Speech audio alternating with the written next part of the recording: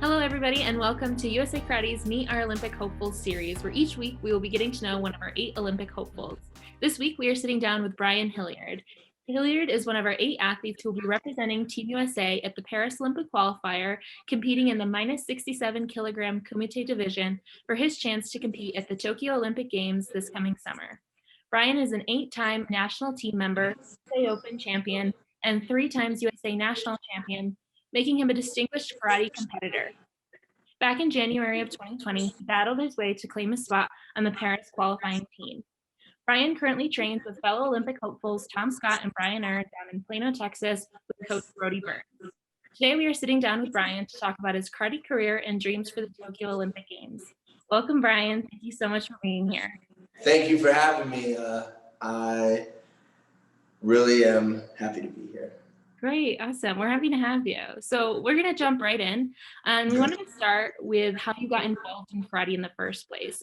So when did you start karate and why? I started karate in 1989. I was 7 years old, and my mom had always been fascinated with martial arts. She used to watch kung fu movies on Saturday when she was a kid and fight with her brothers. There was 11 children. And in college, she took Taekwondo. So she was pregnant with me actually during that time. And on her final, the instructor had to test her falling ability because there's a certain way you fall. So he was throwing her to the ground and she's pregnant with me. And that's probably why I came out the way I am. But she's always been interested in martial arts. And when we moved to California, she started with my first organization, Ginbukai, under Sensei Dimura. And then she put me in when I was 7. She started when I was 2. And then she put me in when I was 7. And have you always dreamed of competing specifically in international elite level, or was competing something that came along the way as you progressed with karate? I think I always dreamed of it. When I was young, I always wanted to go to the Olympics. I always wanted to compete. I had a crush on Dominic Moceanu when I was in middle school. And I always wanted to compete, like, on the big stage, under the lights, stuff like that. I always kind of had that dream. And then to see the athletes after they got off, them talking, them giving interviews, them, influencing kids the way they influenced me. I wanted to do that. I wanted to be, an inspiration and a role model to young athletes and young people.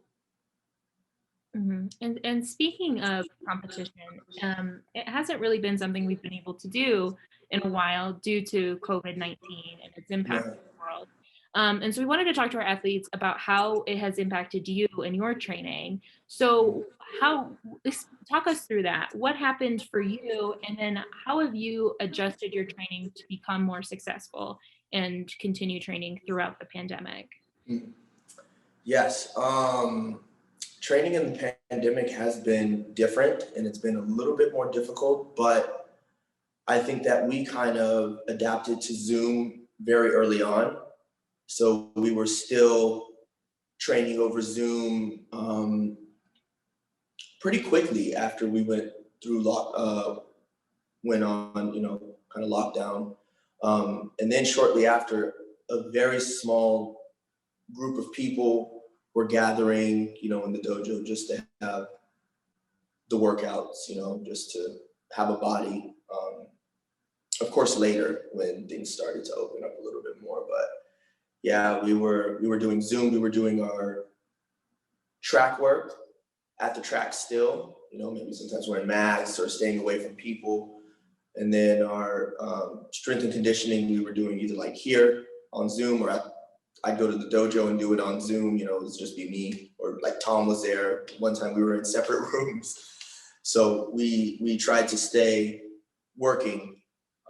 The only thing was that the partner work that we do, you need for Kumite because you're fighting another person, that kind of lacked in a sense until we were able to start getting back together, which we did. So it's been kind of a down then a up, you know what I mean? And now I guess I'm kind of more grateful for the opportunity to train with partners, you know what I mean? Not having that for a period of time, you know, not being able to, kind of just like, dang, I miss it. Mhm. Do you think there was a learning curve when it came to being able to train effectively over Zoom? Mm, And how did you go about figuring it out? Was it trial and error, or did you just one day it click of how yeah. to make it successful for you as an athlete? Mm, I think so. Ariel Torres told me that he used to give lessons on FaceTime. And when I first heard it, I was like, really interesting. And he said it works. And right when this hit, I thought of him, boom, FaceTime. That's the way, you know what I mean? And you're not gonna get the distance or the, you know, the real sense of timing through FaceTime because it, you know, it's not three-dimensional. But I think that that gave me the chance to focus on different things. So like maybe I wasn't like having a partner to punch, but it let me focus on body positioning and technique, you know, or conditioning, like doing more of the stuff that I wanted to condition with, you know, like ladders and stuff like that, speed work, stuff like that. And just really maybe focusing not so much on what we were doing collectively, but kind of my own kind of training. So I don't think that really I skipped a beat in that the partner work was what was kind of suffering. But it was so good to get back to partner work once we finally did. We were all like, oh, I needed that. I needed to punch you and have you punch me. You know, like, Mhm. I'm sure it was very relieving when you were actually able to go back into the sparring element. What mm, mental toll did it do on you as an athlete who is a fighter who kind of can't fight because you can't have a right. partner during COVID? Did that have a mental impact on you, or did you just really hone in on we've got to focus on these other things because that's all we can do? Yeah, I think no, you're absolutely right. It did take a toll because it kind of felt like, you know, like being a tiger in a cage. You know what I mean? Like you want to roam free, you want to go do, you want to go hunt, you want to go do what you want to do, but you can't. You can do it in practice in your little right here in my animal habit, you know what I mean? In my habitat by myself. Um, so I think it was kind of frustrating, kind of yeah, like just frustrating. Like I felt held back, you know what I mean? And I felt like, oh man, I need to work. I need to be doing what I'm doing, you know, sparring. Mhm.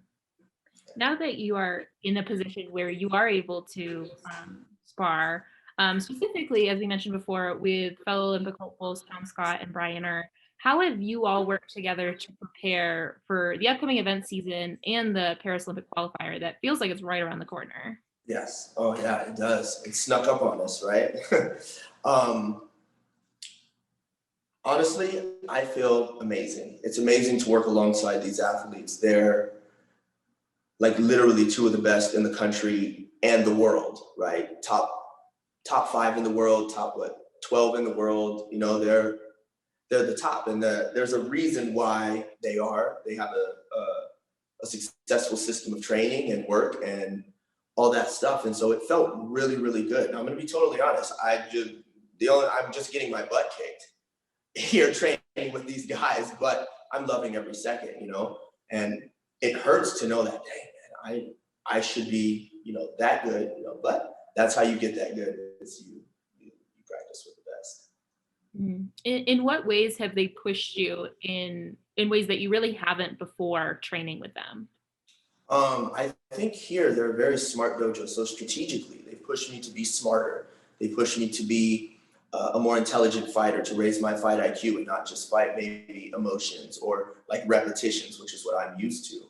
So I think they push me in that way, and they push me to use reach more because they're both tall, they're both long, and they force me to be quicker on my feet, so speed wise and, you know, distance wise, because they can probably hit me from across the ring. They're so fast and so long, you know. But the thing is that they're smart and they know how to use it. So I think that's one of the ways that I'm being pushed is, to make the right decision, to be smart, and to fight better, really, which I love. And then certainly back around to competitions in general. What have you missed most? Because we haven't competed since February, March of 2020. What have you missed most about competitions and excited to get back to this year? Oh yeah, I miss scoring on people.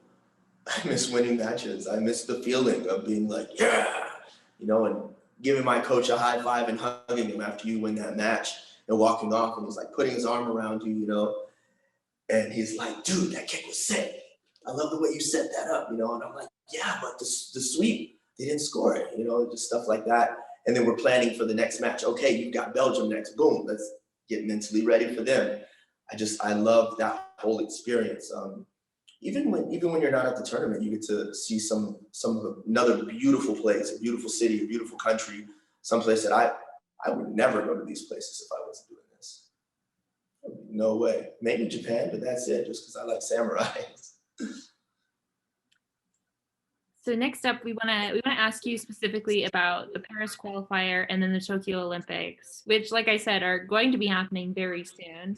But starting off, let's flash back to when we first found out that karate would be included in this year's games. Back in 2016, when it was first announced that karate would be introduced as an Olympic sport starting in Tokyo, what were your initial thoughts, and how did your training, your outlook, and your goals change with that news? Yes. Oh, this is a great question. I think because for so long, everyone was hoping that karate would get in earlier. We were hoping, Rio de Janeiro, Brazil. Everyone wanted that. And then we saw the ad that was put out, and we were like, okay, let's see what happens. And it failed. So when we finally learned that it was in, like, everybody just went crazy. Like, my heart was pounding really fast. I was kind of like nervous and excited. I was like, oh, did you hear they got it karate in the Olympics? I was like, I heard karate in the Olympics, So everybody's kind of hyped up about it, and I was just like relieved. Like, I was like, finally, like this is gonna happen. This is a big chance. So I think that was kind of my first thoughts, and it was kind of like, okay, training has to be Olympic level. Like, regardless of what it was before, it has to be more, because everybody is going to ramp up their training. Everyone is going to. So we have to do what we can to stay on top, to stay ahead, And I think it was a good test and a good push for all athletes to see what new level they could achieve leading up to the games. So you hear about the Olympics, and then the next stop for you is to make it on the team for the Paris Olympic qualifier, which you did. So tell me about that moment. What was going through your head when you finally won your spot to go to the Paris Olympic qualifier? I was just calm. I was like, okay, the work is done. You can relax a little bit. I think leading up to it, there was so much, not anxiety, but anticipation. The only, I guess, pressure that I put on myself for that time, like that, for that, I guess, event, was for team trials. But with this one, I was just calm, relaxed, and just ready to go, just doing what I loved. And once I did it, I felt like yes, you know what I mean? Like, that's the only word I can say, like yes, like just a calm yes, And it was time to relax and just enjoy that moment in particular. But I knew that the work was going to increase. I knew that, we were going to have to step it up, and I was like, dang, I got to train harder now. I got to train more, So I was like, dang. But at the same time, I was like, yes, you know what I mean? That's the only word that can describe it. Ecstatic doesn't describe it enough, but it was just so calm and pure and just, it felt like that. Prior to these very momentous events, the Tokyo Olympic Games and the Paris Olympic qualifier, what would you say you're most hoping to accomplish? Have you set goals, and how are you going to be measuring success for yourself? Mm. So I just recently spoke to Dr. Bartley about this subject. I've always been setting performance goals, results goals, and one of the ones that I had kind of forgotten about was the process goals. So I'm going to be setting a combination of all three, and I think one of my main ones is what we just talked about, just enjoying it and really focusing on finding time to enjoy it, but easier said than done. My goal is to enjoy it. How am I going to do that? So I think now what I'm doing is in training in here, in, I don't know, working in teaching and cleaning my house. I'm trying to find the opportunity to enjoy it. So really, I'm trying to train myself to just enjoy every kind of, situation or scenario. And even if I'm sad and hurt, experience that and just realize it's part of what it is and just enjoy life in general, consciously, because I would do it so much, not on purpose, that I want to do it with intent, you know what I mean? So I can turn it on, turn it off, turn it on, turn it off, you know what I mean, if I need to. My physical goal is to be in obviously the best shape I can be to fight. So, and whatever that entails, I have, like technical, conditioning, strategic, all those kinds of things. And then those are the other side to what do I want to accomplish. So, as of right now, karate will no longer be an Olympic sport following this year's games. What impact has this had on you personally, your training and your Olympic dreams, and just your karate career in general? Mm. Yeah, I think once I realized that it was a possibility for me, I was serious, but I kind of had to turn it more to where I was more taking it more seriously. Like, I was more focused, I was more driven, I was more keeping distractions away from me, Obviously things happen and it's life, it's chaos, so you can't predict it. But I think that was kind of what happened with me. I think with this being the only time karate's in the Olympics, that kind of sucks because karate is such a really cool art and it's such a really cool sport. Like if you just watch it, you'd be like, oh, that's pretty cool, dude. Like he's punching him. Now, the point system is kind of crazy and it's hard to understand, but watching people fight and kick and punch and stuff like that, and it's fast. And people are getting thrown and kicked in crazy ways that you don't expect, it's a really cool sport. I think for kids, and especially if I'm coaching, that kind of sucks because that doesn't give me the avenue to pursue for my students to go there. You know what I mean? And I would want them to have the same and better opportunities for me. So I think even young athletes now, with them saying, oh yeah, we'll have the Youth Olympics, but the adult Olympics, right, are not going to happen for karate. That kind of crushes their goals, because they were expecting, oh, soccer went to the Olympics, I can go too. Now, you know what I mean? I think they should bring it back, but I'm biased. Looking beyond the Paris Olympic qualifier, which will, regardless of the outcome, which will hopefully end with you competing in Tokyo, what are your career goals forward? What happens after Tokyo? Mm. Um, well, I want to go to Worlds. Worlds has always been my goal to win world championships or take a medal, and I know it can be done. I think now my world championships is the Paris qualifier, so that's my new kind of world championships, and I think that's mostly what I'm setting my sights on. After that, the world championships in November, and whenever Pan Am's is, those will be my next couple of events that I'm really focused on,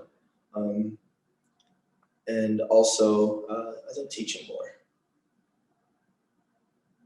Reflecting just on your experience with karate, what could you name something that you've learned through karate and all of your training that you take with you off the mat? Mm, yeah,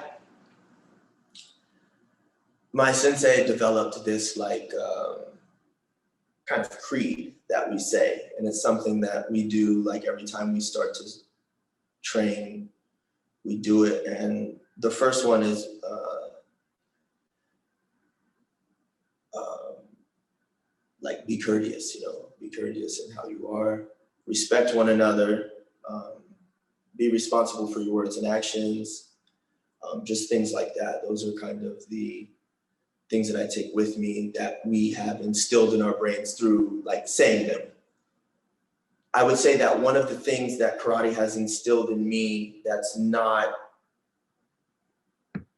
like said, but through your training is to not give up, resilience and perseverance. I would say those things. What would your advice be to karate athletes who are maybe just getting started with the sport? Keep going and enjoy it. That's probably the best. And focus on your basics because they are super important. Technique is more important than anything else. And then before we wrap up, is there anything else you wanted to say to everyone just about you or anything in general that you wanted to put out there? Yeah, I love my mom, my friends and family. I want to thank all of you for supporting me. It's been a long journey, and I'm happy it's almost over, but I'm sad at the same time. And thank you for cheering for me. I love you guys. And BrianHilliard.org. Awesome. So those are all the questions I have for you today. Thank you to Brian for joining us today. Good luck in Thank you. 2021. And we are so excited to see what you get up to. Thank you very much.